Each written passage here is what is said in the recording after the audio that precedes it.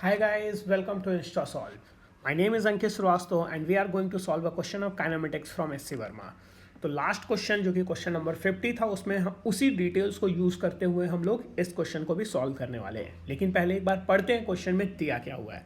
Suppose A and B in the previous problem changes their position in such a way that the line joining them become perpendicular to the direction of the wind while maintaining the separation x. What will be the time lag B find between seeing and hearing the drum beaten by A?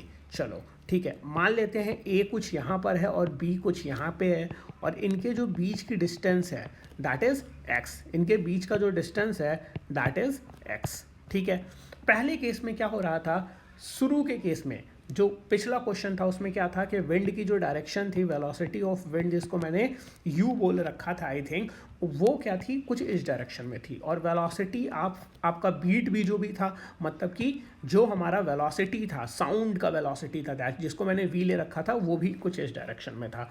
तो यहाँ से निकलती थी wave और ये पहुँच जाती थी b तक. लेकिन it's not happening in this case. इस केस में जो विंड है उसकी वेलोसिटी कुछ अलग दे रखी है, कुछ इस डायरेक्शन में दे रखी है.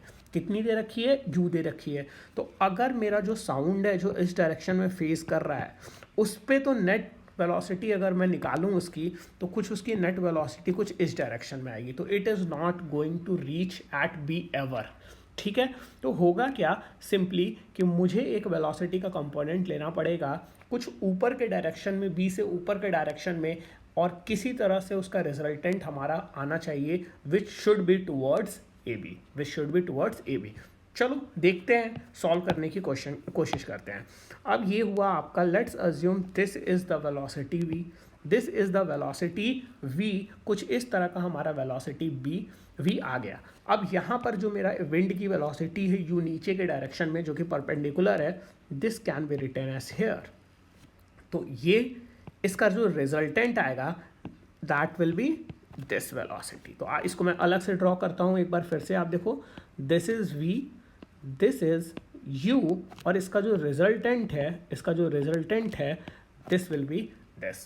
तो आप एक खुद देख लो यहाँ पर क्या हो रहा है. सिंपली u, अगर मुझे रिजल्टेंट निकालना है, मुझे रिजल्टेंट वेक्टर निकालना है, तो that will be equals to, उसका magnitude will be equals to simply v square minus u square. और ये किसके तरफ है, टूवर्ड्स, ये जो रिजल्टेंट आया that is towards A B.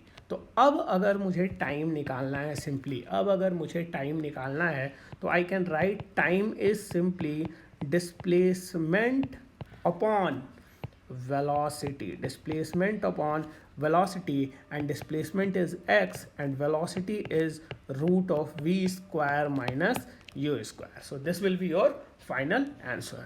तो अगर आप लोगों को ये वीडियो अच्छा लगा हो तो go to our YouTube channel InstaSolve and